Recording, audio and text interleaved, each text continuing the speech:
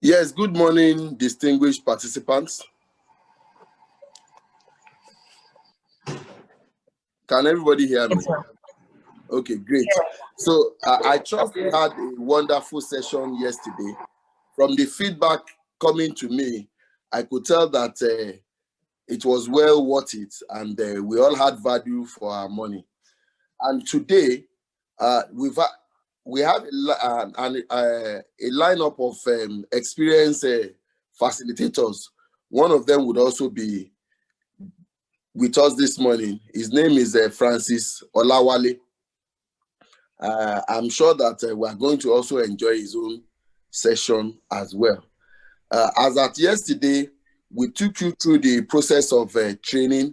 Let me just quickly say that there is no straitjacket way of dealing with training. Like I said yesterday, your need assessment will reveal to you the background of the participants at such training, and it will help you to be able to put together your style of training and identify what you need to actually give back to the participants. I was also there when Dr. Nosike had that wonderful session with you. I listened through. I had one or two comments to make, but I could tell that some people were itching to leave because they needed to go for prayers. So I didn't want to keep us back. But like we've said yesterday, at the end of this program, feel free to contact the registrar. I believe the registrar will be sharing the phone numbers of all the participants with you. We have a commitment of mentoring all our trainees in all our programs. So feel free to contact any one of us in any particular area where you need support whatsoever. So I implore you to just sit back and listen with rapt attention as Francis Olawale will be taking us on organizational risk management this morning. Thank you, and I wish you best of luck. Okay, thank you, Doctor. Good morning. Doctor, do I have the floor now? Yes, please go ahead, Francis. Okay, so good morning, everybody. I'm honored to be here, and I'm glad to be here. Like Mr. Denka said earlier, it's an adult session, so it's supposed to be as interactive, as we can make it. However, we have just 2 hours to do this, and then the topic that's been given to me is such an extensive one. But what I've simply done is just to write a 2-hour script. Since the filmmakers, which are Acton, have given me 2 hours. So let's make the 2 hours, very worth it. And then I'd like to say, as well, I think I logged in listening to Mr. Shokon, one of the participants, and then somebody alluded to a statement, the fact that a lot of us here are chartered secretaries, so we're already, certified professionals. So you hear some things which will serve as reminders, and then 1 or 2 things that may just be new or enhancement of, what you've learned before. So I'd like to tell everybody to please, keep an open mind, feel very free to contribute, feel very free, to participate.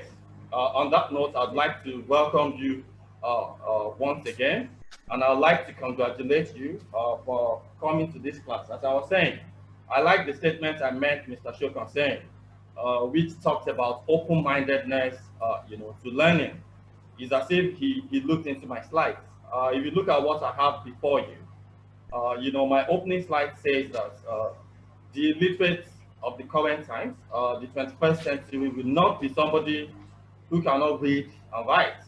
The illiterate of our time will be somebody who cannot learn, unlearn, and relearn. Okay, so on that note, I would like us to just, keep an open mind to what we have before you this morning. Feel very free to stop me. However, I would like to state this. I want to know what the rule is on ground. Madam Registrar, are you there? Are the microphones supposed to be muted, or are they supposed to be on? So I can know if to elicit participation by chat or by speaking. Is the registrar or the chairman there? Can you help me with that? The participants are to be on mute while you proceed. But if any one of them has I a just wanted to question, confirm that. yes, Because they if you are can. not muted, it will cause distraction. Okay, Yes, so before the IT man would also be assisting you to read out the question when the need okay, arises. thank you very much. Okay, so on that note, the filmmakers have asked us to mute. So please let's mute as I read out my script, for the next 2 hours. Okay, so our session objectives basically, I've kept it short. The long and short of what we want to do this morning is to be able to locate risk management in corporate governance framework. Uh, when we say corporate governance, I'm not here to define corporate governance.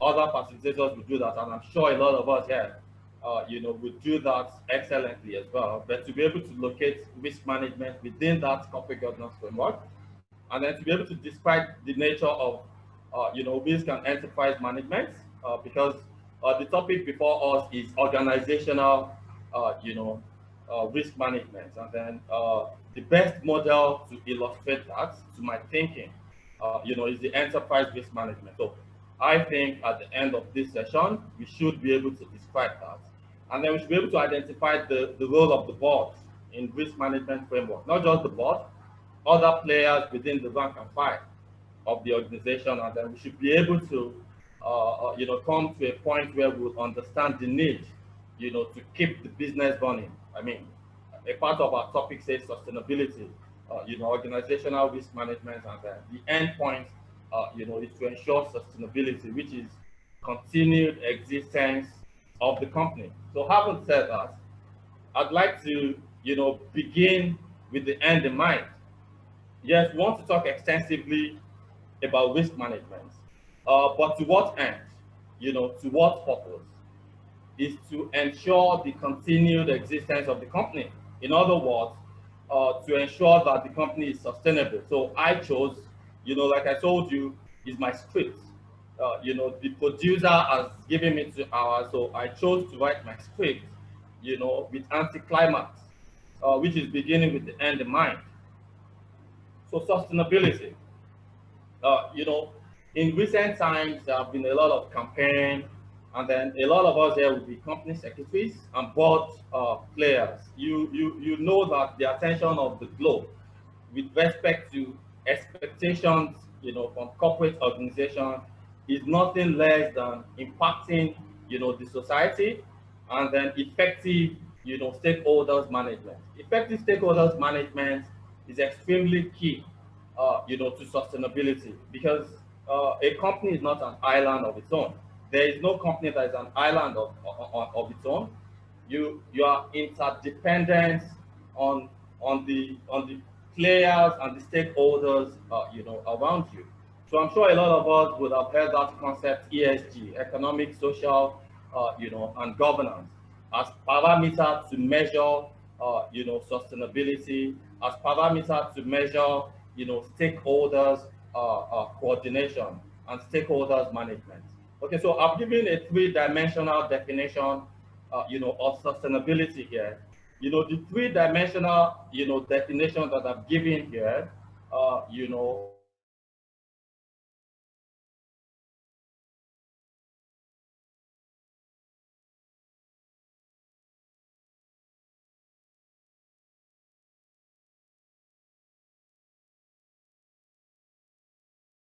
development, that meets the needs of today without compromising the ability of future generations to meet their needs.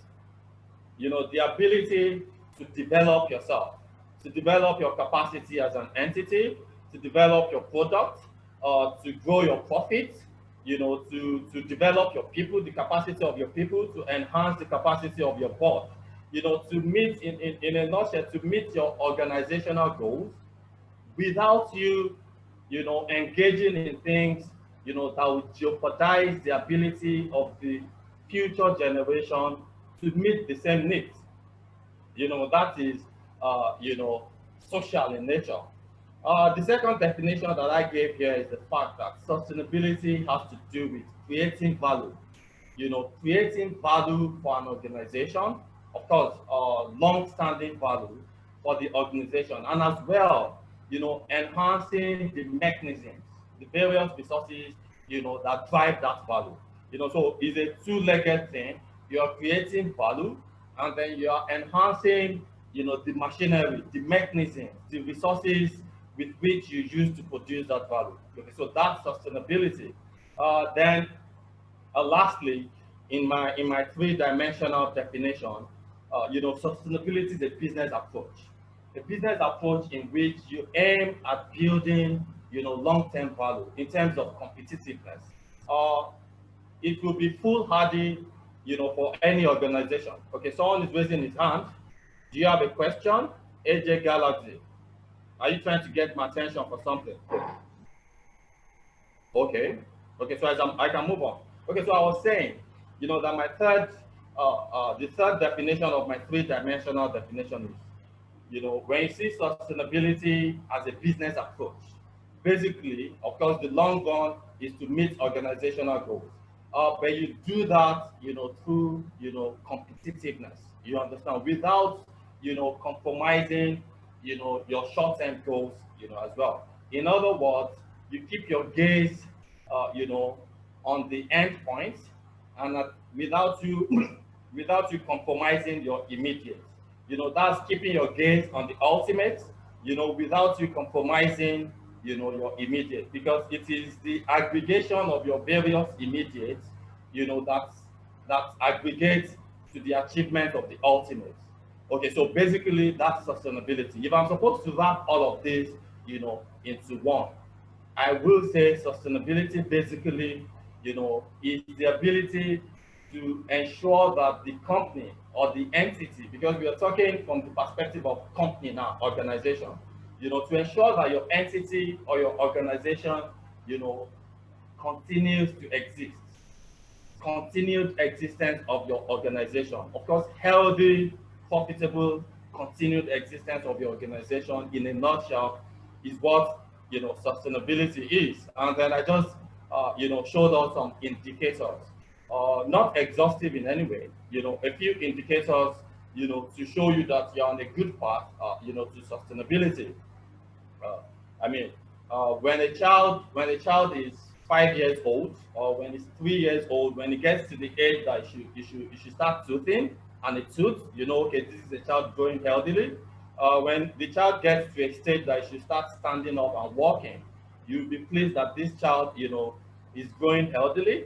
When the child gets, to a stage where he's supposed to be speaking and talking, and it does so, you will know that this child, is growing healthily. So also, there are indicators to show you if an organization is on a path, to sustainability, and just a few of them. One of it is good returns on capital.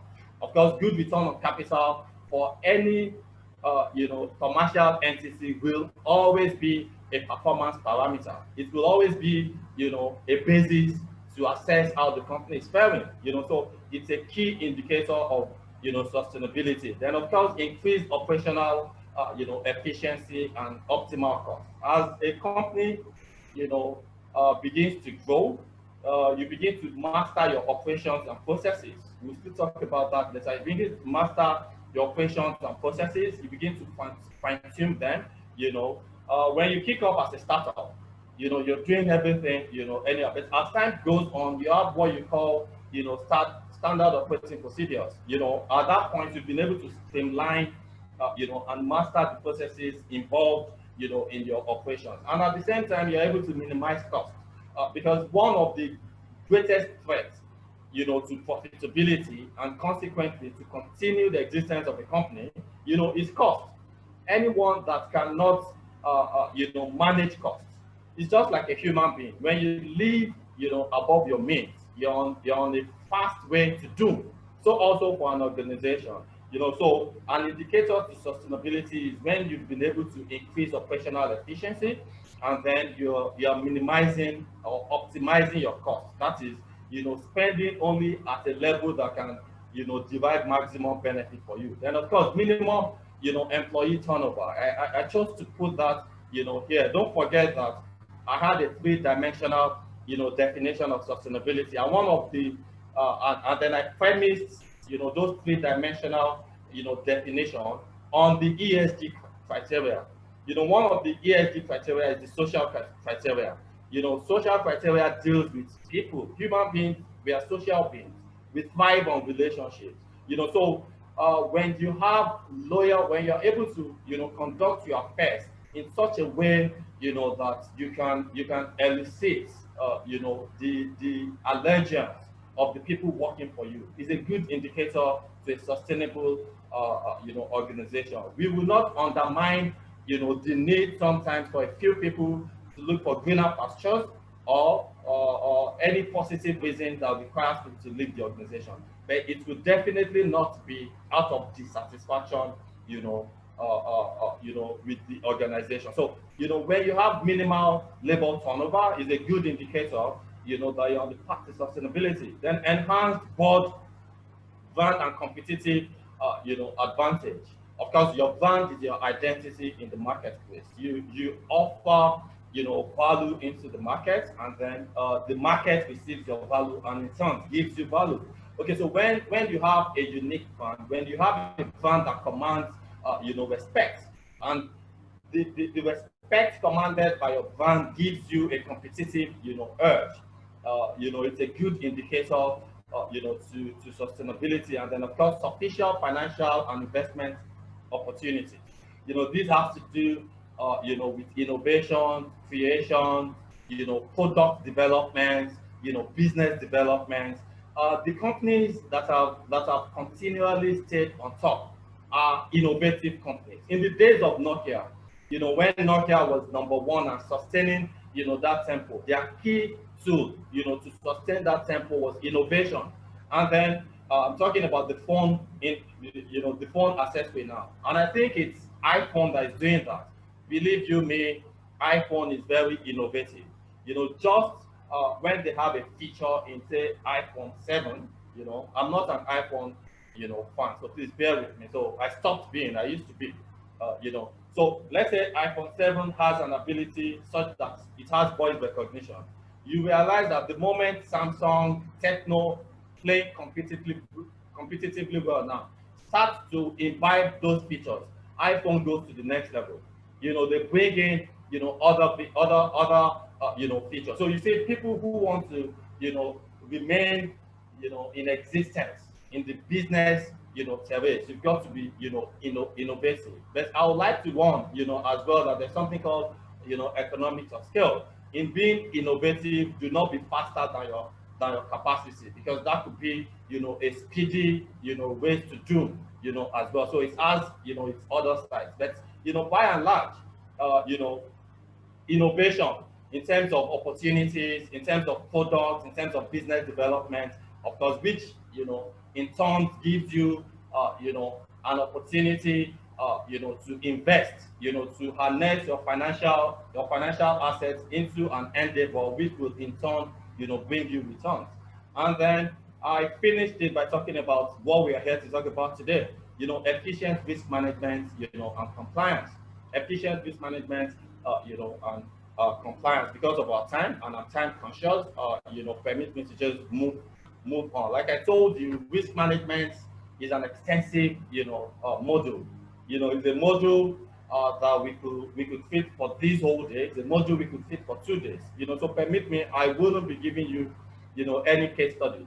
There won't be case studies because of our limited, time. So bear with me. So what is risk? I do not mean to start defining risk for you, but I just want to give a perspective. So I'm not going to give the regular, generic definition, because we are going somewhere. It's important for us to know where we are starting from. Okay, so in a nutshell, I'll just say risk basically, is a potential event, that could threaten the achievements of your organizational objectives. So if we bring it to the context of what we're talking about this morning, I could say that risk, is any event or any situation that could threaten the sustainability of a company. So it can threaten an organization's ability to achieve, its objective. And like we all know, there could be impact, downside impact of risk. There could be, downward impact, of risk. But by the nature, of risk, there are three possibilities that I'll just like us to quickly, look through in a minute. You know, one is the fact that there will be an occurrence. You understand risk, from the perspective of giving you this money, there will be an occurrence. And then another thing is the fact that, there's uncertainty. There's uncertainty. You can't predict. There's high probabilities. And then another thing, is severity in the event of crystallization. Severity that could halt or impair, the continued growth or the continued existence, of the company. I just thought to bring attention to that. But like I said, definition of risk is not, where we are going. Another key thing when you're talking about risk management, organizational risk management, another key thing for an entity, you know, is risk appetite. It's always very good to define, your risk appetite, because we said sustainability, infers ultimate achievement of corporate objectives. So and that was what I meant when I said, it's the ultimate, having the ultimate perspective, in mind. Of course, at the same time, the ultimate should not debar your view of the immediate. So please take note of that, one thing. And so when you're talking about risk appetite, bargaining and negotiation comes to mind. In other words, what are those events? What are the severity? What is the level of uncertainty you're willing to accommodate? What is the level of severity you're willing, do you understand, to cope with in order to achieve your ultimate goal? And then I'll quickly, infuse that into my earlier statements of the fact that, look, sustainability is having the ultimate, on mind without losing consciousness of the immediate. So in other words, sustainability is like a war. It's like an ultimate war. And there are going to be a lot of battles on your way, to winning the war. So for some of the battles, you choose, to lose them. For some of the battles, you choose, not to fight them. For some of the battles, you choose, to avoid them because of your gaze, of the ultimate. So you're conscious of the immediate, and there's a lot of negotiation, going on. So risk appetite is identifying the level of risk that you're willing as an entity. Now, don't forget, we are not talking about human beings, we're talking about the organization. As an entity, what level of risk are you willing, to tolerate, to accept in order to pursue, your corporate objectives? We'll still come back to ARM later. And then, of course, risk appetite, plays around certain concepts. So I just thought to clarify those concepts, risk capacity.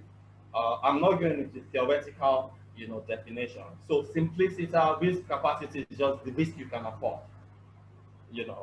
I mean, you can't, nemo quad non habet. You can't give what you don't have.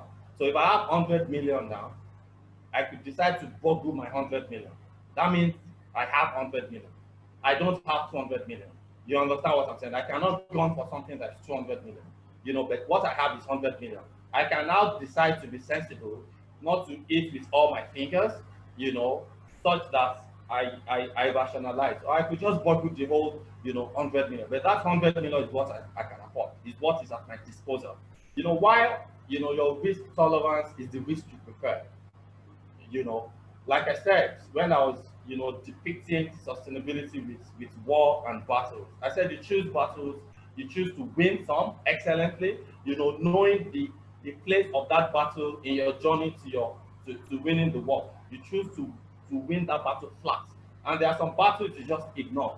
So basically, risk tolerance, illustrates that. Risk tolerance, simply just refers to the risk you prefer to take, in pursuit, of your ultimate organizational objective. And then, of course, threshold is when you quantify, those risks, in with precision. Of course, in an organization, we cannot lose more than 50 million at a time. The moment we invest in this and our ROI is beginning to reduce, below 10%, we cash out. So risk Risk tolerance is when you're defining your risk, when you are stating and expressing your risk in with precision, in absolute terms.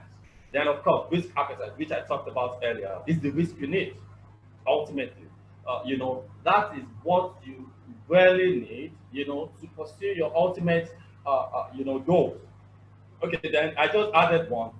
Risk, statement. Risk statement basically means expressing your risk philosophy, your risk culture, your risk orientation in a very simple language for various stakeholders, to understand. Of course, I kicked off by talking about ESG, and that is premised on stakeholders management. That is premised on, stakeholders, coordination.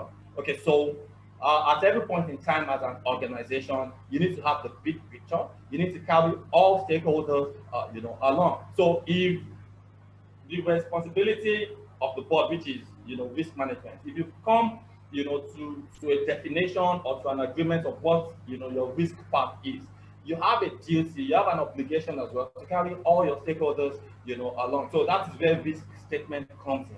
You express your risk statement in such a way that it's understand. Don't forget that, a chunk of your stakeholders, as well, are laymen. So you got to be able to express it, in accent clear and succinct, to them. And if you look at that little diagram below, I just used it to depict the relationship between risk appetite, risk capacity, and risk tolerance. Because of time, I'll just move on. Our categories of risk, I wouldn't want to waste so much time on it. A lot of us will be aware of these categories, but let me just go through. You have business risk, you have internal risk, and then you have governance risk. Because we are talking about, sustainability. The ultimate responsibility, for sustainability within the framework of corporate governance lies with the control organ of the organization. I'm sure as corporate governance practitioners, you understand, the model, the rank and file model, of an organizational setup.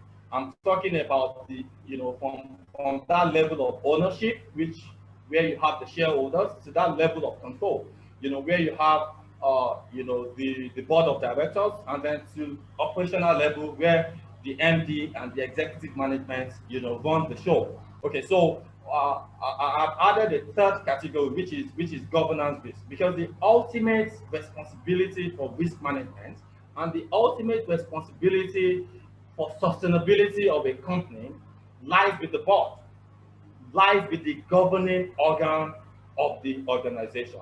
For business-based, are external risk. They are strategic risk. You understand, so to say, because they are risks that are occasioned, by factors beyond your control, not necessarily, within your control. But as an organization, the best you can do is to position yourself.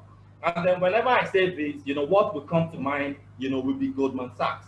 The credit crunch, the slight recession that happened globally, I think around 2007 or thereabouts. Goldman Sachs, as an organization into portfolio management, they were hit quite all right, but they were not so hit. Why? Because they could see the handwriting, they could see the future, and then what did they do as a matter of strategy was to divest, from the high-priced and risky, stocks into penny stocks. Penny stocks are like, he who falls fears no fall. So at the time prices were crashing, how low can penny stocks go again? You understand? So the people who had, capital in high, high price stock, there was a lot of capital erosion. That's just to depict, strategic risk. But you can't control it. You can't really control it, but you can position. You can project. You can forecast.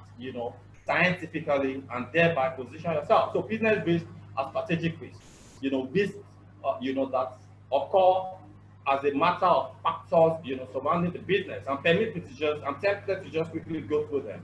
Reputational risk, as a business risk, is the risk, of you being perceived wrongly, being perceived that's why you see, companies focus on press management, PR, and all of that, public relations, and all of that, so that you are in a good light. Unfortunately, even bad people sometimes, wrongly deceive people to project themselves well, and then it works. So how much more you who have, good intention as an organization? Okay, so reputational risk is, the risk that arises out of how you are perceived and the way it impacts, business relationship. Then competition risk, is the risk of what happens to you as a result of what your competitors, are doing. When I was defining earlier, I think it skipped me. I wanted to mention the fact that, okay, I think I did. No company, exists in isolation. That was when I was giving my third, dimensional definition of sustainability. When I said that, it is trying to, gain, a competitive, edge. And some people will wonder, must I be competing? You cannot claim not to be in a competition. No company, exists in isolation. If you are not, trying, even if you are just doing fine, there will be some people that are eyeing you for hostile takeover. So you cannot have that mentality of not being conscious of the competitive, elements around you. Then environmental, factors, environmental factors such as the ecology, the climate, government policies, the legal framework, in the country or in the place of you organizing, your business. And of course, you have financial, what do you call it, your financial, risk, which is caused, by certain economic, indices. Indices, such as inflation rates, indices such as exchange, rates, indices such as NPR. You don't control these things, but you could position yourself, to fight well, irrespective of what they bring. Then, of course, liquidity, which has to do with, the factors, that could impact, on your solvency, on the availability, of cash. Like I said, we're not going into the details, of all those. And of course, internal risk within the rank and file of your operations. Of course, you have operational, risk, which has to do with your processes, something going on in your process, going bad with your processes.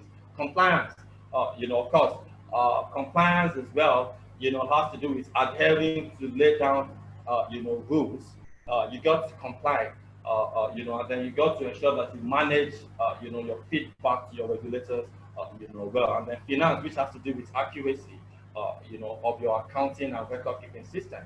And then for governance, risk. Thank God everybody here is a governance practitioner. Structure comes to mind. A board which does not have, structure. I know you must have done, a module on board evaluation or governance evaluation. I don't know if you've done it already. Okay, I think that must be what Dr. Nasike, taught you. A board, as a matter of fact, is one of the key criteria, that you're assessing, that you're evaluating when you're evaluating a board. Because if a board is poorly structured or a board does not have structure, then it's doomed. The board is extremely key, to corporate governance. And corporate governance is extremely key, to sustainability, to long-term existence, of the company. If the board gets it wrong, why do you think if CBN comes now and they want to effect a reform in a sector, they will clear the board? They will leave because if the board has it right, if the pilot is in good condition, then you can fly anywhere. But there's a problem, with the pilot and the pilot room, then everybody, is in danger. That's the same way it is, with the board. So the board, there should be board structure, there should be board processes. And then because the board basically function by making decisions by, on information. No matter how brilliant, a board is, no matter how brilliant a person is, if you only have access to the wrong, information, you're going to process the wrong information and you smartly come up with wrong output, which will spell doom on the long run. So information accuracy, information integrity, information, the speed of information, then access to that information is extremely key. Anything other than that constitutes, a governance risk, and that will impact, down. It will cascade down, the organization. And of course, you have people, and culture. like I told you, everything that has to do with human beings, we are social beings. People and culture. The culture, that the governance organ, creates is what cascades down. And I'm sure that you must have heard that saying that says, that culture will eat strategy for breakfast. Okay, so if you are a smart board, if you are a board, comprising of, well qualified people, well experienced, people, but you do not know how to manage the internal stakeholders, which are the foot soldiers. You do not know how to create, a high performance culture. I tell you, when you conceive and approve those your high level Harvard conceived, strategies, it is those guys down there, that will make a mess of your strategy because of the culture, because of their attitude to work, because of their orientation, and all of that. So culture and people, will be considered under, governance risk.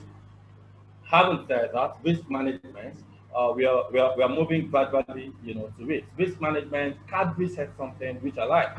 He defined his own risk management by saying, it's a process, whereby the executive management, under the board supervision, identifies risk, from business and then establishes the priorities, for control, and particular, objectives. Because it is management that interfaces with the daily realities of the business. So the management is in a very good position to get the impulses, to feel the pulse, of the market and the business, terrain, feed the board back, and that was why I was talking about information, integrity of information. Feed the board, back. The board processes it because the board comprises of people of acumen, of experience, and dynamic. They process it and then they chart a way, for the company.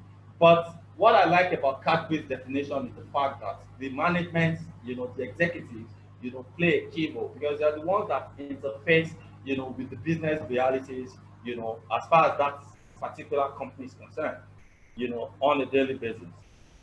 Okay, so responsibility for risk management is actually the board, like I said, earlier. So I will not go through that, slide. Then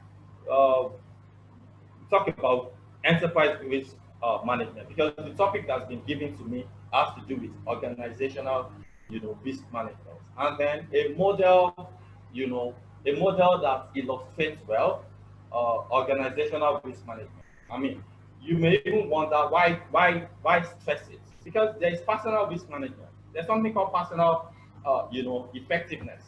There's something called personal, effectiveness. I mean, you could manage yourself poorly, you could manage your health poorly, you could manage your relationship poorly, you could manage your finance, poorly. So personal risk management to enhance personal effectiveness is a model on its own, where we are focusing on the organizational, risk management. As a matter of fact, part of what makes great business leaders is to be able to, differentiate and separate your personal life, from your business life. Of course, there should be integrity. There will be integrity, there will be compromise, along the way. Compromise in the sense that this is what I prefer, that this is what the business needs. Okay, so we would go in the direction of what suits the business. This is my own appetite as a billionaire, but I've been made the chairman, of a company that is not even as rich as me. So I'm supposed to, apply my capacity, to help the company to grow and not to impose, my personal status or my personal appetite, on the company. That's what I mean by, separating your preferences, personal preferences, from organizational preferences. I only said that, to justify the stress on organizational, risk management. Okay, at this point, I would like, to ask you guys, look at what Warren Buffett said here. Warren Buffett says, risk comes from not knowing what you're doing. Do you agree with him? If you agree with him, type yes. If you disagree with him, type no in the chat box. So I know you're still with me. Let's do that in 1 minute. I'm not seeing anything in the chat room. Okay, thank you. Let me look at it. Let me see what people. Okay, yes. Yes, yes, no, yes, no. Okay, yes, no. Partly, yes, no. Okay, absolutely, yes. Okay, yeah. Thank you very much. Yes, yes, no. Okay, no, no. Yes. Okay, no. Okay, yes. For the people who probably disagree with him, I understand your perspective. And then let me put what Warren Buffett is saying in perspective. Because Warren Buffett is not somebody who will speak and then you want to easily ignore because he's a weird human being. I happen to be a player in the stock market as well. I happen to be a player on the exchange. Warren Buffett has a principle. The general principle on the exchange, I happen to be a stockbroker as well. The general principle on the exchange is buy low and sell high and all of that. But Warren Buffett has a peculiar principle that everybody knows him for. He goes in the opposite direction of everybody. You understand what I'm saying? So he has a track record. However, for the people that disagree with him, I can understand. What the perspective is referring to here is if you replace that word risk with loss. In other words, what Warren Buffett is saying, is that loss, total erosion of your capital, total erosion of your working capital or your resources comes from not knowing what you're doing. And I want to, if for the people who said no before, with that additional perspective, is your answer still no? At least I know one or two. Can one of them just answer? Is your answer still no? For the people that said no before, with this additional perspective, that what Warren Buffett is referring to here is that the total erosion of your resources or total loss comes from not knowing what you're doing. Do you still disagree with him or you agree with him now? Okay, let me see the chat room. Okay.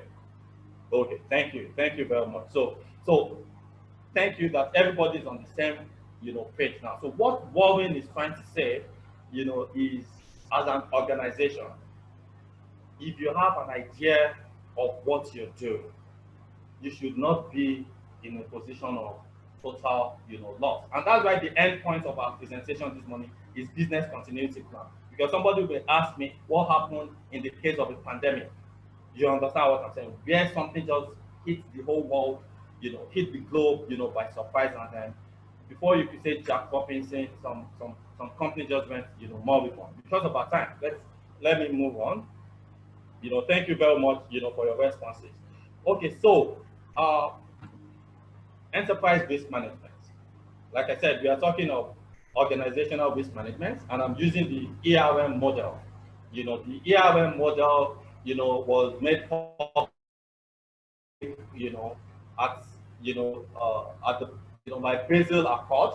But there have been a lot of organizations that have come up with their own perspective to ERM. ISO, ISO 23100 2009 has a perspective. COSO, the committee of sponsoring organizations have perspective, and then of course the Brazil perspective is still always there. I'm not going deeply into all of those perspective or dimensional model, but we'll just take ARM in its simplicity, for the purpose of illustrating organizational risk management. Okay, so from that, having said that, what definition do I have here, which is extremely key, and I just want you to listen to me. It says, that enterprise risk management is a process effected by the company's or entity's board of directors, management, and other personnel applied. And it is applied in strategy setting across the enterprise.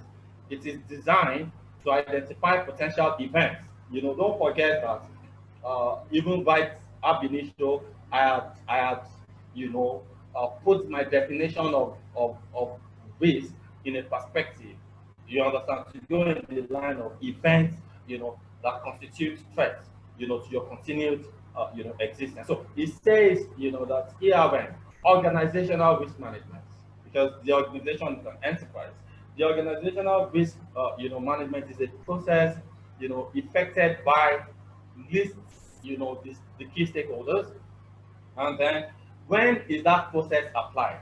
It is applied, during strategy setting, you know, I'll come back, to that across the whole entity, because we're talking about the organization across, the peculiarities, of your functional units, your functional units, your business units, your business, terrain. Of course, it will now be managed, within a certain framework, comprising of your risk, appetite, in order to provide reasonable assurance, regarding, the achievement of your organizational, objectives. So you can see how, the COSO's ERM definition, uh, you know, uh, encapsulates a chunk of all that I've been saying, before now. Of course, the ARM is not a total, panacea, to prevent the company, from turmoil, but at least to a very large,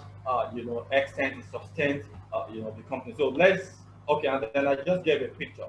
From the definition, I said that, they apply that process through, strategy, setting. One key element, one key peculiarity about the definition of risk management from the perspective of ERM is the fact that it takes cognizance of the company's ultimate strategy. And then you cannot undermine the importance of strategy. I mean, as governance practitioners, you know that there are certain decisions for strategic reasons that are left for the board. One of the key decisions that is the prerogative of the board is strategy. Now, the strategy process is a different thing. Permit me to clarify myself. I know, like I said earlier, because management interfaces with business realities, on a daily basis. So the management has an idea, of the business realities, business surroundings, and all of that. And they're in a position, you know, basically to suggest or to propose, strategy. But the board, in their wisdom, in their acumen, in the bigness or largeness of their experience, are the ones to now pick and choose from the proposal and decide which way to go. In a nutshell, what I'm trying to say is that strategy is in the heart, of the company as far as survival is concerned. You know, you could have the best staff, you could have the most qualified, staff, but if you have a wrong strategy, if you have a wrong strategy, you may not, succeed. You may not achieve, your desired goal. So, enterprise ARM definition of risk management, basically looks at that thing from the perspective of, strategy. And what it's saying here, is that your processes, your strategy, then your risk management have to be, and then your strategy, your processes, your vision, your goals and all of that, have to be subjected, to the litmus test of risk. In other words, when you are trying to adopt, a strategy, just like in a football field, whereby you see some attacking nations, they'll say some clubs that are attacking, so they'll keep buying players, for funds. They buy attackers, they buy what you call strikers. Now, if you are buying strikers, and then you have 10 Messis, you understand, in front that can score 100 goals. What happens to your goalkeeper? What happens to your defender? If your defenders are poor, yes, you can go ahead and score 20 goals in a match, but you can be sure that you also concede, 30 goals, in that match. So what ARM is saying here is that, look, your strategy, and every mechanism that you have put in place to pursue organizational goals, subject them to the litmus test of risk assessment, risk analysis, and then ultimately risk management. With that, you can be assured, of sustainability. You can be assured of, sustainability. Please give me 1 minute. Excuse me, please.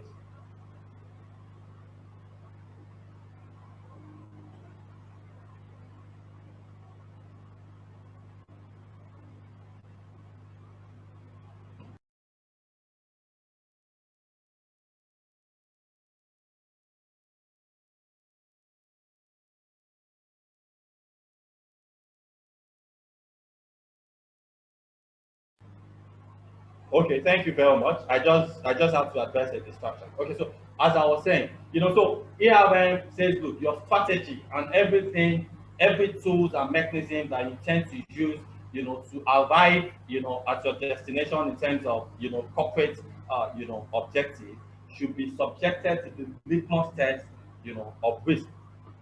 Let me move a bit, faster. Okay, so from the definition of, enterprise risk management, I already, highlighted, the inherent, components, which I simply just, listed out here. So I'm not going to go, into it again. We already said that it's a process. You understand? So that means it's ongoing. Okay, let me dwell a bit here. So it's a process. So that means, it's ongoing. It's not an end. You understand? It's a continued, means to an end. You understand? Well, and that was why I was congratulating you at the beginning. I can see some chats. Permit me to just check the chat room to see if there are things that require my attention. Okay, it appears the slide is slightly, different. This slide is more voluminous. You understand what I'm saying? The script writer, gave us uh, uh, a, a a script as to the number of slides. Do you understand? But for better enhancement, in class, I enhance my, my slides. So it may be, slightly different, Mr. Sebastian. Never mind. If you so want, the slide, you can reach out, to me because I think a book, a pamphlet or something like that is prepared, for you guys, comprising of all the slides. So there's no problem with that. But just get all of the points, that I'm saying. Okay, so I said that it's a process that is effective. But one thing I wanted to stress out was the fact that it's ongoing. And that was why I congratulated you guys at the beginning that look, the literate of the 21st century is not going to be that guy that cannot read and write. Imagine, I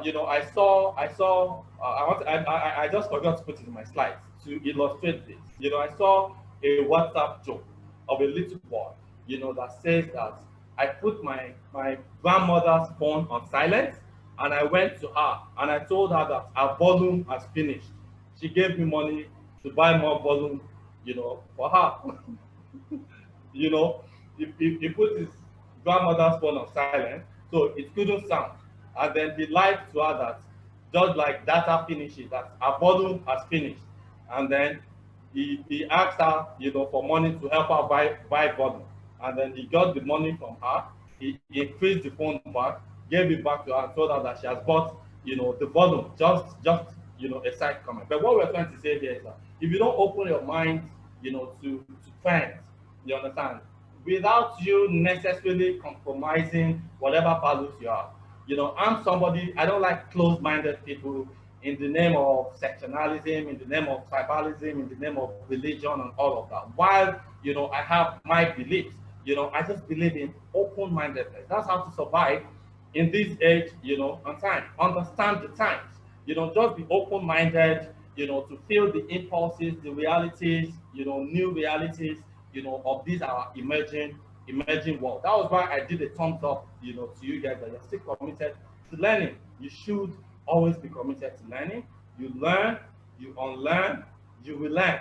That is the recipe, to long-term survival, even as a person. How much more, an organization. You have such things as benchmarking, you have best practices, but if you're just cut out, in your cocoon, of orientation, you're not going to go far. The world is going to leave you there. They're going to leave you behind, in a very short time. So ERM, is emerging. It's a process.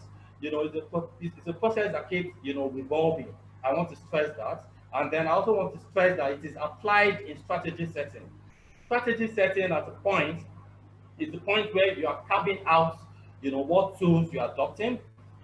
As a matter of fact, at the point of, strategy, setting, you are deciding these are our limits. This is what we want to do. This is what we, who will do this. At that point, you are also subjecting all those decisions, to risk management and then the risk, that before, your company. Then another thing, is that ERM is designed, to identify events. Then it cuts across the whole organization, from security man, to customer service. Too many a times, organizations make the mistake by focusing on the big guys, focusing on the company secretarial department, finance, department, strategy department. What happens, to the cleaning department that could just stain your toilet, that could irritate the next biggest client. So what ARM, one of the elements or composites, or components of that ARM, definition is the fact that it cuts across, the entire organization, and then of course, it gives reassurance. It provides, reasonable assurance, and then ultimately it is geared, towards the achievement of the company's objectives. Link that back to the definition of sustainability. You can't be talking corporate governance sustainability if it is not focused, and geared, towards achievement of the ultimate corporate objectives of the company. So I will restate it here, again, that you should have your gaze on the ultimate, but never let the ultimate bar your gaze on the immediate. Okay, so let's move a bit fast now.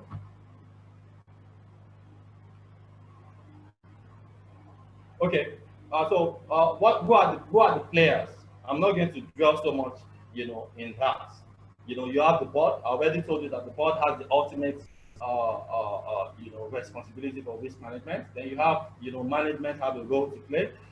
Depending on your organizational structure, the functional makeup, you have risk. Depending on the type of organization, you have, board risk management committee. In some instances, you have management risk management committee. You have enterprise risk management department. So depending, on the organization and then the makeup of, the structure of the organization. But the key thing I just want to establish is the fact that, the role for risk management cuts across all personnel, in the organization. Okay, so what are the objectives, of risk management? In a nutshell, let me just be fast with it.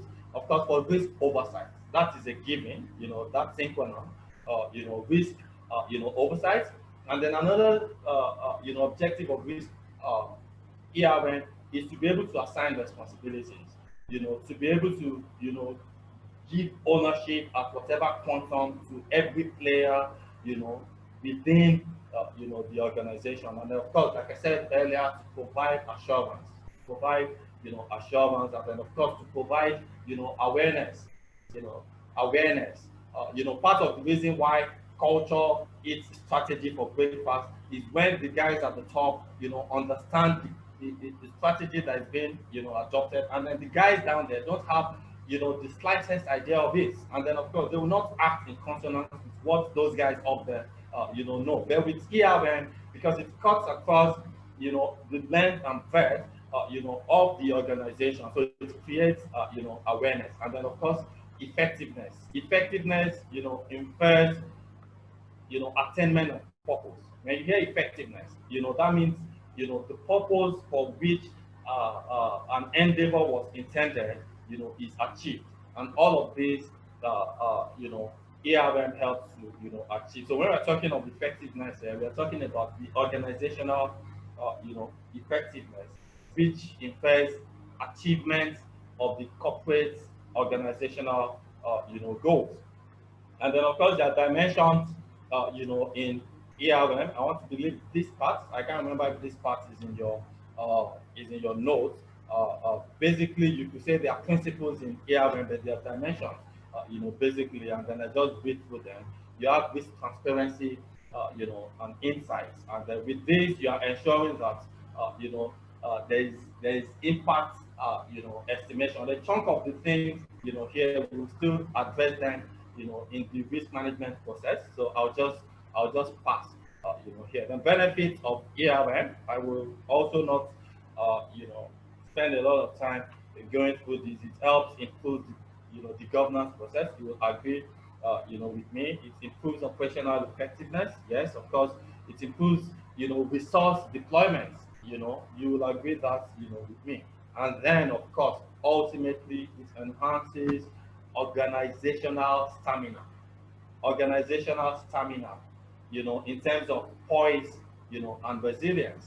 I mean, I was writing a piece in the course of, you know, this uh, this week. Of course, the institute's conference is coming up, and then I'm a member of the publications committee. So they just reached out to me as the editor-in-chief. I'm supposed to, you know, write an introductory, you know, piece. And then with this point comes to mind one of the things that I put in my piece, that look, the pandemic has come and gone.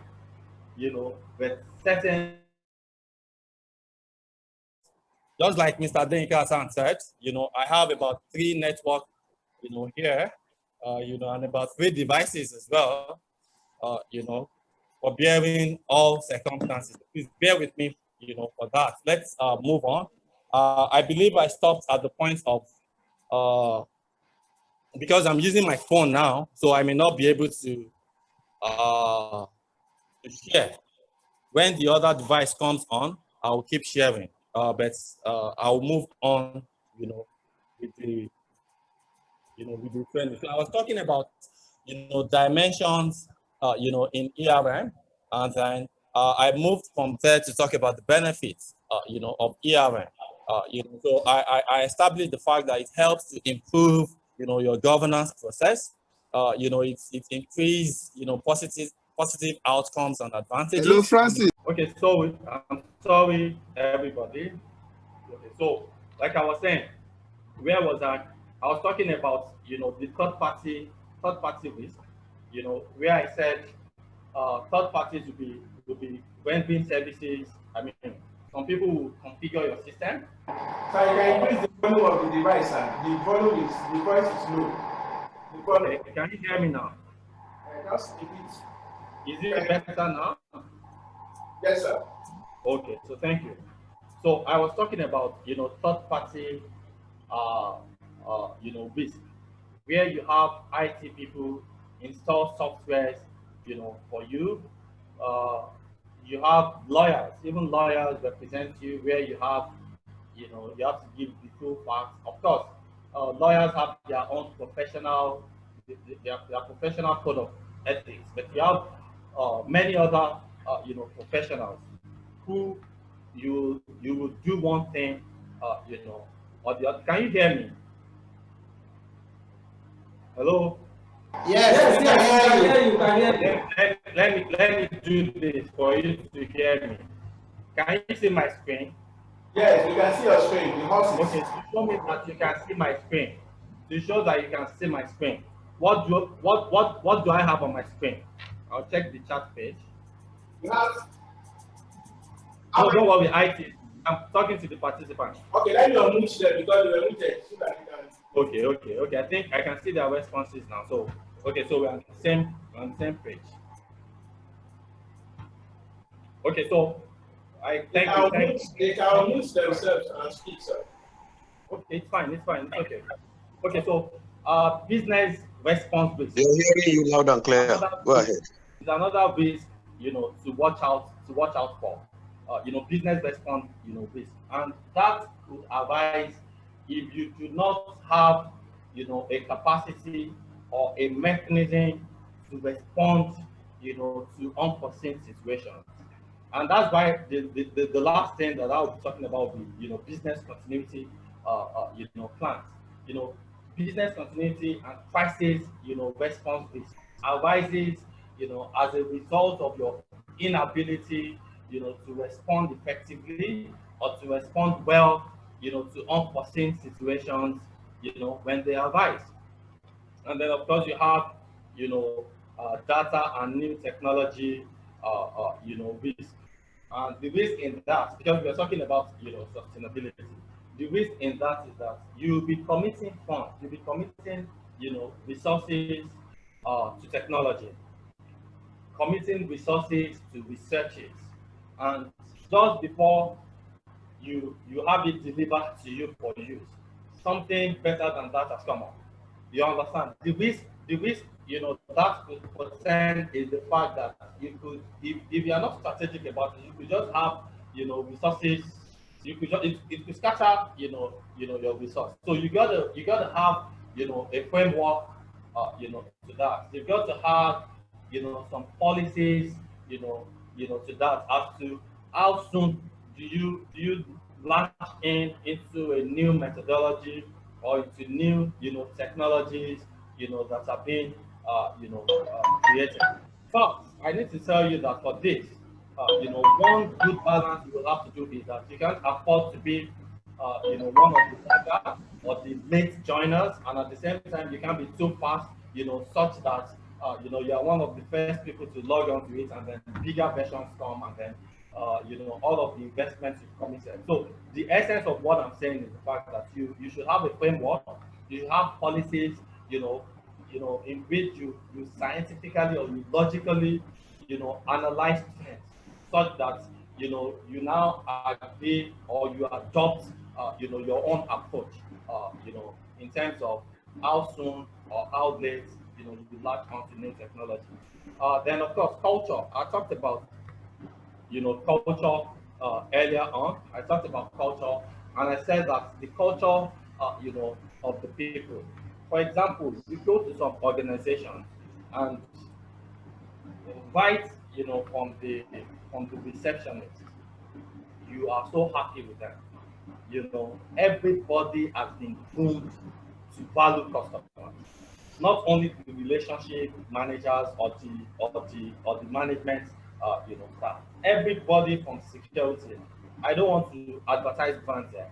I could tell you 1, 2, 3 organizations where I personally, learned from that, culture. And when I got to meet with their management, I did them, kudos. I'll give you one example. I was having dealings with the organization. I was supposed to handle the strategy session, for the board and management strategy session, for one of the financial institutions where one of our council members, is a member. And I was supposed to log in, by 9 o'clock.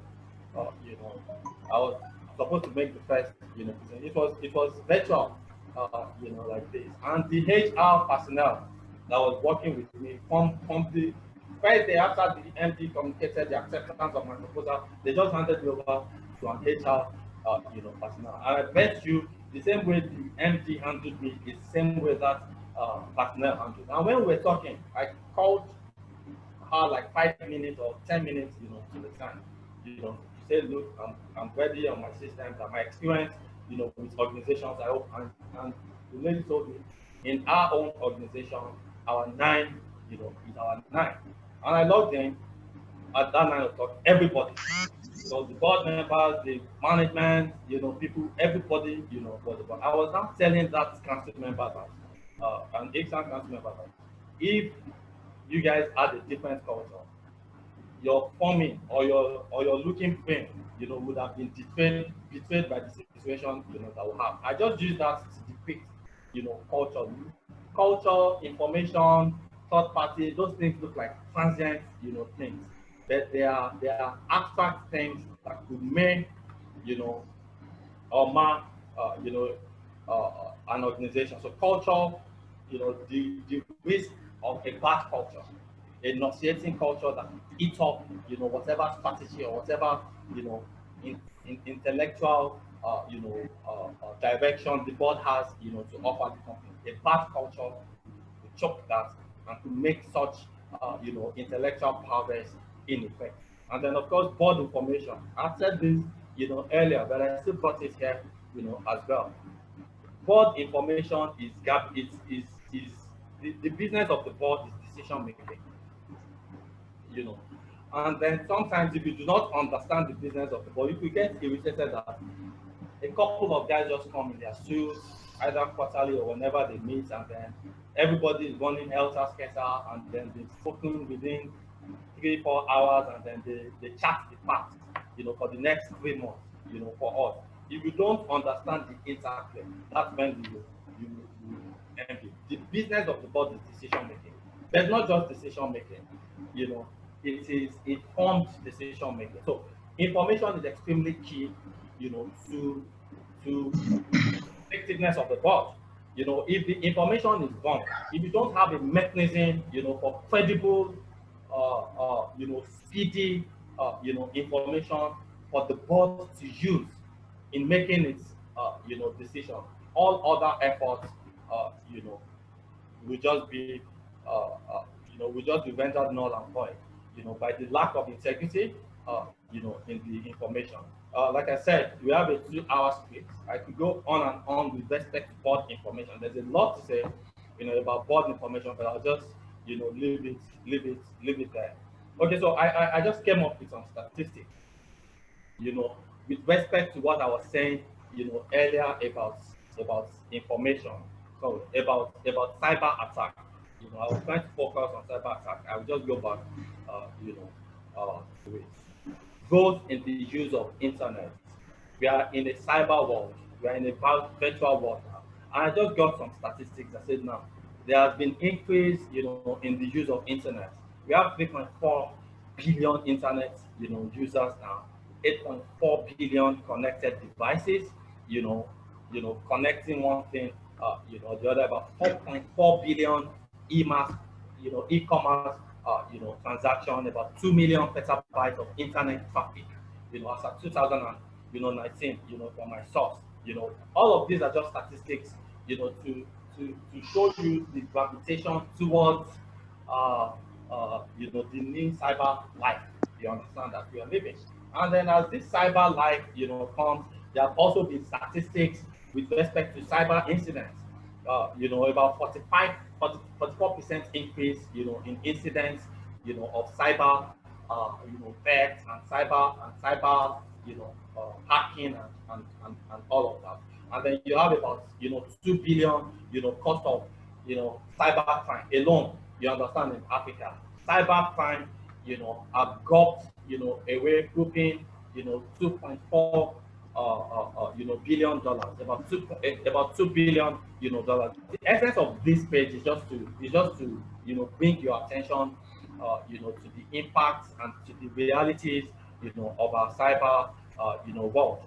The example that I was trying to give you, earlier, you get these slides. I was trying to give you the example of First American, Financial Corporation, and then, of course, we all know about, the Equifax, data breach, of course, in America in 2000.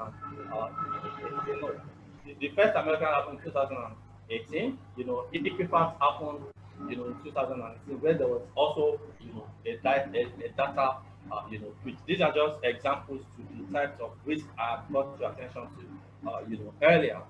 Then just before I close, I want to talk about the concept of social, engineering. Social engineering is a reality that as organizations I want to bring your attention to, that you should let all hands be on deck, to guard against that. And I've just outlined about 5 of them. Social engineering, is a cyber crime of collecting information, from you. You understand? Of getting access, to your personal information.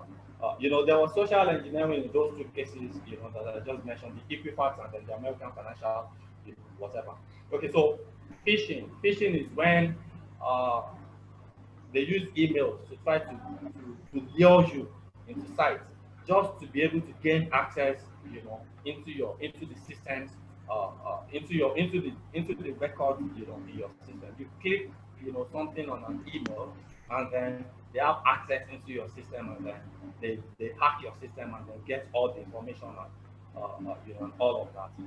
Then you have, scare phishing. Scare phishing is just like, another, a more targeted version of, phishing. While phishing is like general emails. Do you understand that? You just see. My own principle is I don't click anything I don't expect. But scare phishing, uses more targeted, information. Like, dear Francis Zalawale, you understand? Wherever they got your name, from, or wherever they got to know what your mail is, either by compromise, in places where you have dropped, data. So when they come more specifically, like that, and they elicit you, to click on something or to make an action that will give them access, into your system. Then phishing.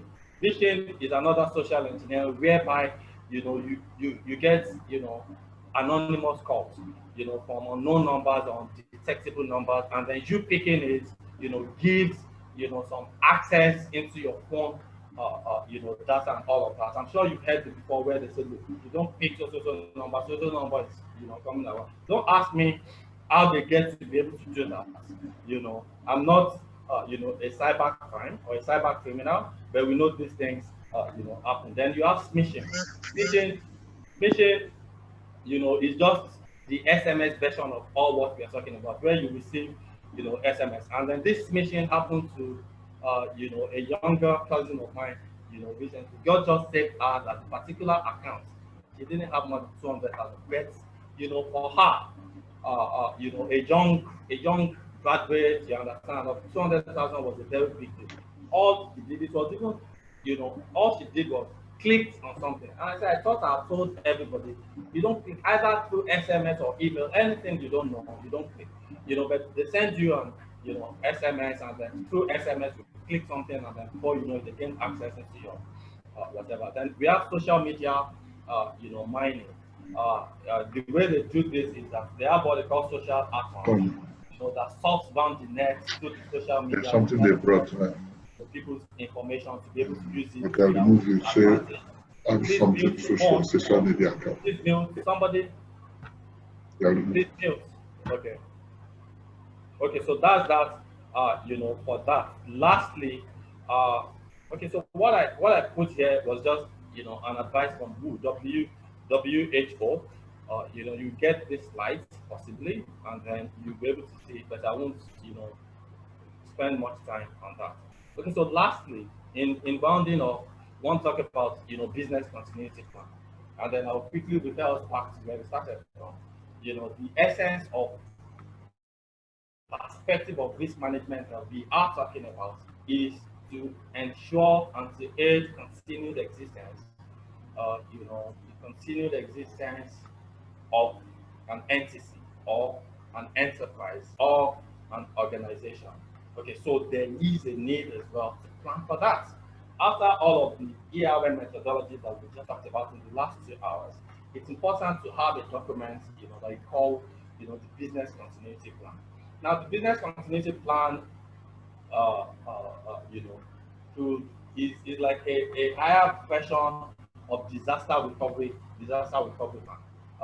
I know that they are used interchangeably, but there's a slight difference. The disaster recovery plan basically helps you to recover, from a disaster. But a business continuity plan, takes you a step or some steps further. And the steps further is that after recovering from whatever crisis, you still have, the little stamina, to continue, business, in nearest perpetuity till you're able to put, till you're able to, get to a point of full recovery.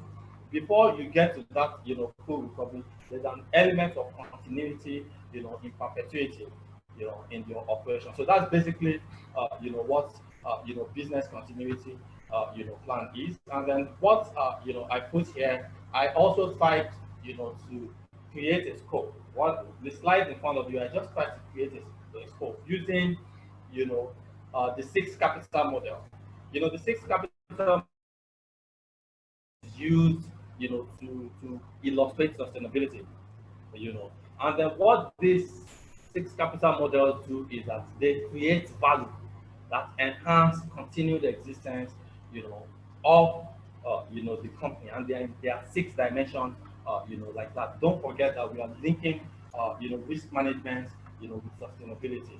I will not go into the details about these 6 capital, models, but basically the purpose of each of them at each of their unique dimension is that they create value that enhance continued existence, of the company. So when you are creating a business continuity, a business continuity plan, the 6 capital model, is a usable, scope.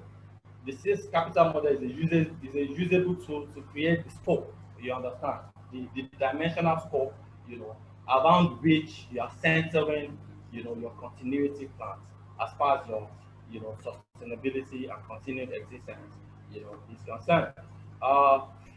Benefits of business continuity planning. It has all of these, establishes trust. I believe this is also in your own, slides. Uh, when you want to create a business continuity plan, basically, you identify the objectives of the plan, and then you set goals. You choose, the business continuity team. You conduct, a business impact analysis. You identify key, business areas.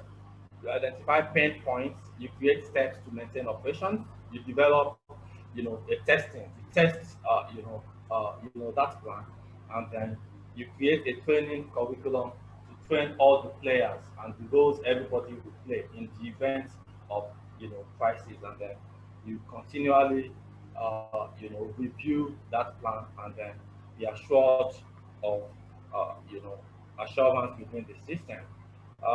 It's going to be on that note that I'll say thank you to take questions and answers. After questions and answers, I may just quickly look through my system and, and just share with you a business continuity plan that I've prepared for an organization, recently. I'm back on the hanging system, if the hanging system, permits. But ladies and gentlemen, I'd like to thank you at this point and then welcome your comments and your questions. Thank you very much for your patience. We were dealing with risk management, and then the internet decided to test, both the facilitator and then the class, our ability to cope, But for us to have communicated all the way through, I'll give us a little pass mark. So ladies and gentlemen, thank you. I welcome your comments. Thank you very much. Thank you, sir. Now, my question is, how does executive pay executive pay pack impact risk, the risk profile of a going concern?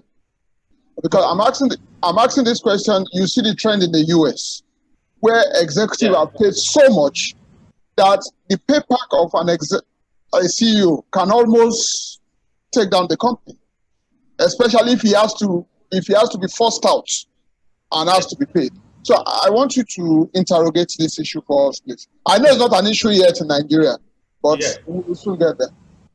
You say the things that you think, let me quickly, what you think is not an issue, in Nigeria, it may already, I don't want to say if I have classified information, it may already be an issue. Do you understand what I'm saying? Yeah, I know. US has a system of transparency. Do you understand? We still have a system, that covers up a lot of things. So I may not easily want to also jump to that conclusion that it is not yet, an issue in Nigeria. But let me address, the issue of, executive pay and then the impact it has on the organization. You said, okay, so a two-sided, approach to it. One approach, to it is the fact that large and then excessive executive pay is a threat, to liquidity, is a threat, to profitability, and all the other financial parameters, with which you measure an organization. And why am I saying that? Because it's from the same, in quote, cookie jar, where you are supposed to get resources, to harness, into productive use, to have returns on capital. It's from the same cookie jar, that you are tipping out, this executive pay, bogus, fat cow syndrome, as they call it. So it has that effect. It's a big threat, to liquidity, to profitability, and consequently continued existence, of a particular company. I'll give you an example. I once consulted, for a Nigerian company that was going to be bought into by a Malaysian, company. And when I knew they were already, planning that business, merger, so to say, or is it acquisition? Let me just leave that, for now. 3 years to it, I advised, when I came in as a consultant, I reviewed, their P&L, their management account, and I told, the management that if I'm on the other side, I'm not going to invest. I analyzed, that's why I told you that don't conclude yet, there's nothing in Nigeria. I analyzed their OPEX, you know, they're operating, you know, expensive. And I realized that personnel, you know, personnel expenses were amounting to close to 38% of their OPEX. Now that is high. Now I now realize that from that 38%, I analyzed it further for them. I realized that executive pay was responsible for over 65%. So I now told them, they said, so what's the deal? We want to shoot it up so that when these guys buy into us, they will know that we are already big boys. They'll pay. I said, no. The way they are going to look at it, you know, is the fact that whatever they invest into your company, they are only coming to wet your hands. It's going to go. Do you understand what I'm saying? Yeah. They are just coming to service you guys, you know, as management. And when I said that, you know, to them, of course, we restructured. And at the point, you know, of negotiating with the Malaysians, who, just for the information, ended up also still adopting me as their you know, consultants. This issue was one of the issues because they queried it, and the explanation I gave to them was that I advised. You understand? So what I'm trying to say is that high executive, bogus executive constitutes, you know, a threat. I said I was going to address it from two, you know, dimensional whatever. Now the other side to it is that there is a need, you know, for healthy pay, because you need to attract talent. If your pay is extremely poor, you're not going to attract, you know, the right talent. And I'll give you an example. Thank God we are all practitioners. I know a chunk of us are colleagues. You know, recently CAC started some, and apologies again if we have CAC directors, you know, in my audience, apology. After all, I've taken your directors and even your RG on this before, so but apologies to your sensitivity. You understand? CAC started this, their funny, bogus, what do they call it? Arrangements. You understand? Recently. And it made CAC deals unattractive. Do you understand? And it doesn't just appeal to me. What do I want to charge for all of this? You know, I'll leave that, you know, at that. But what I'm trying to say is that you also need, you know, good executive pay to attract good talent that are required to progress, you know, the company.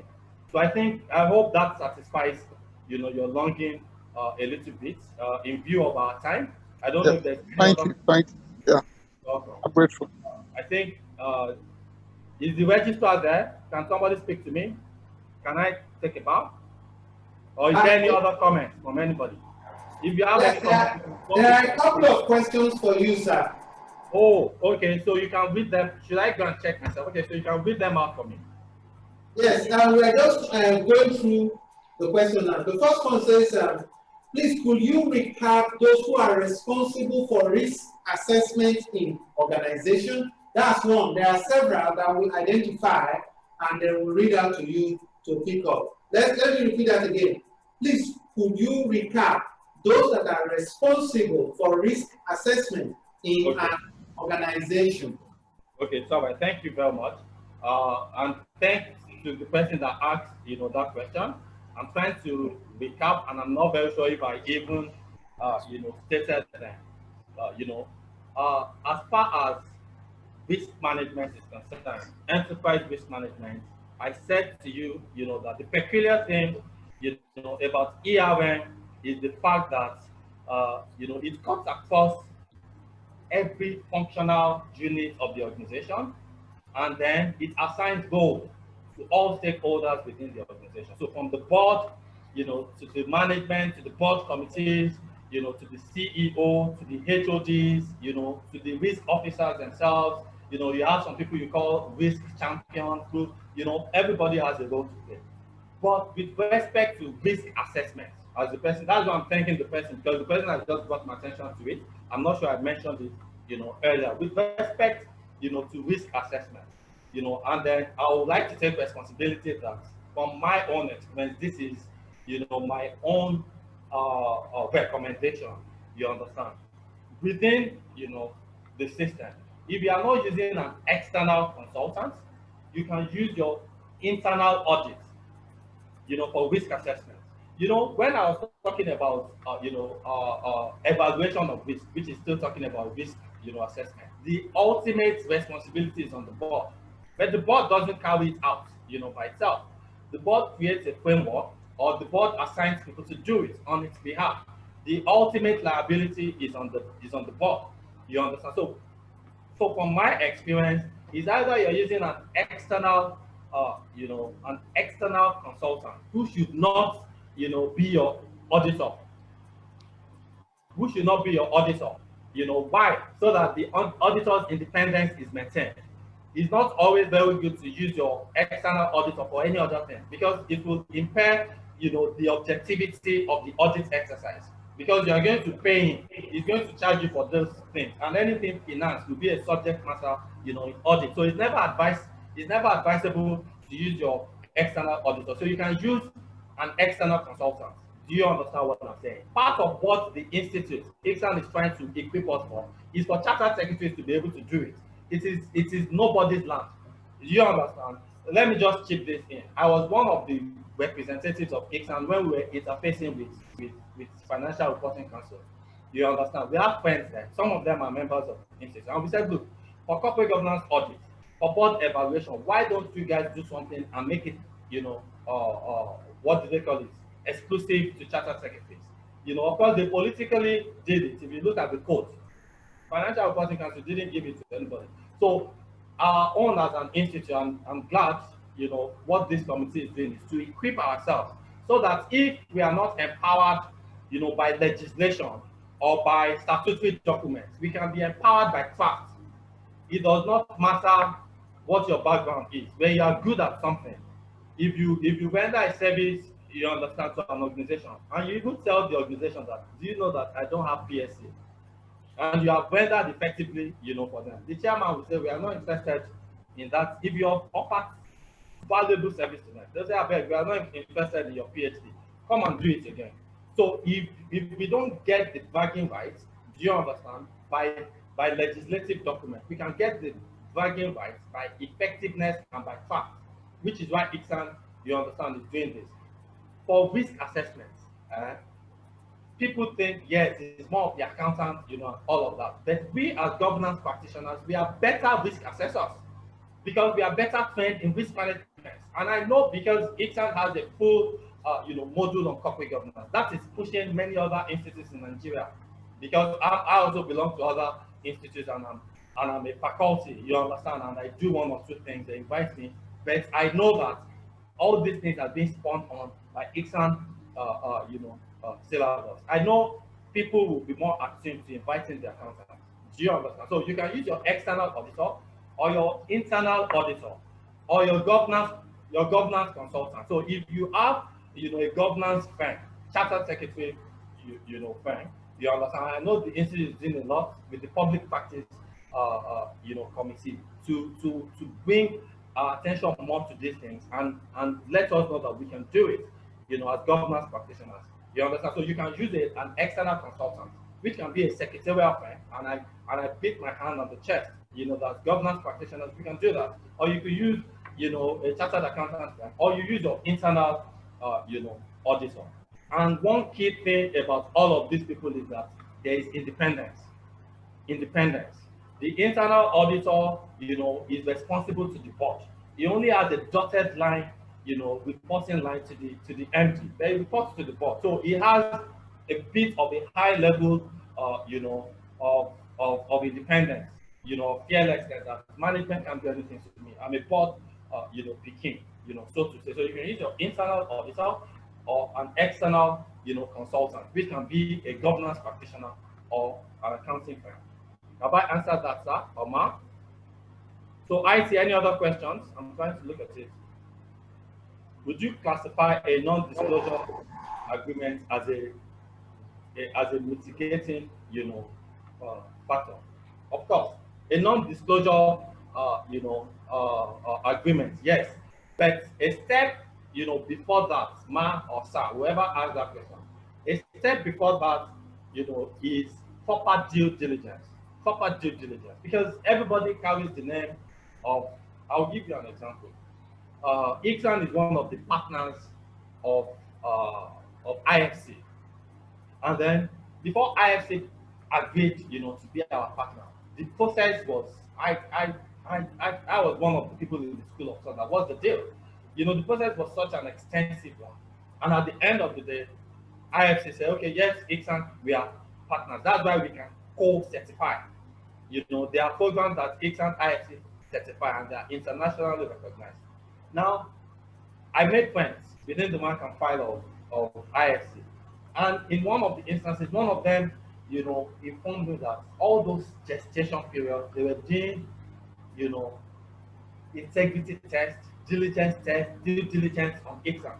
Every member of Ixan Council,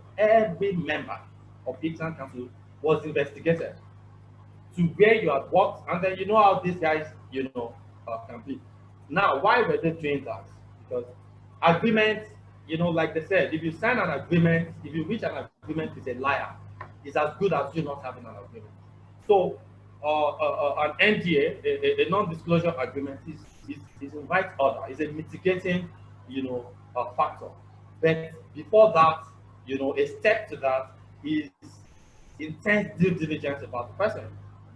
And you recall how I started. I used the ESG, criteria, the social criteria once again. And it's a first looking beyond the surface. You understand what I'm saying? I could come here now, like they said, do what I say and not what I preach. Don't sign an NDA with somebody that says do what I say and not what I preach. So you do your due diligence to be sure that he's going to be doing what he preaches and what he says. But on the surface, an NDA, is a good mitigating factor, especially for third party risk that I mentioned earlier. Thank you. I hope I've answered that as well. Okay. Any other comments? Can you all do me a favor for 1 minute? Yes. And I want to see the people, everybody has been seeing me, isn't it? I want to see you too. Can everybody just put on their camera for 1 minute? I'll be off in 1 minute. So spend your data for me for 1 minute.